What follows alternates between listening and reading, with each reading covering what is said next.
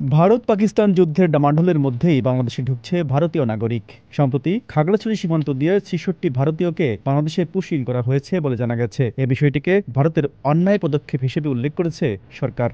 বৃহস্পতিবার জাতীয় নিরাপত্তা উপদেষ্টা ডক্টর খলিলুর রহমান বলেছেন, বাংলাদেশের অভ্যন্তরে লোকজনকে ঠেলে দেওয়ার ক্ষেত্রে ভারতের কর্মকাণ্ড যথাযথ চ্যানেলে পরিচালিত হয়নি। এটি একটি অন্যায্য পদ্ধতি, যা আনুষ্ঠানিক চ্যানেলের মাধ্যমে হওয়া দরকার ছিল।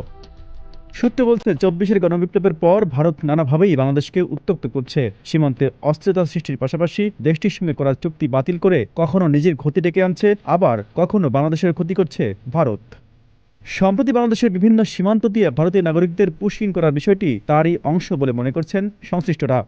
বাংলাদেশের নিরাপত্তার স্বার্থেই প্রতিবেশী ভারত ও মিয়ানমার থেকে অবৈধ পুশ-ইন এখনই বন্ধ করা উচিত বলে মনে করছেন সচেতন মহল। Z news, Dhaka.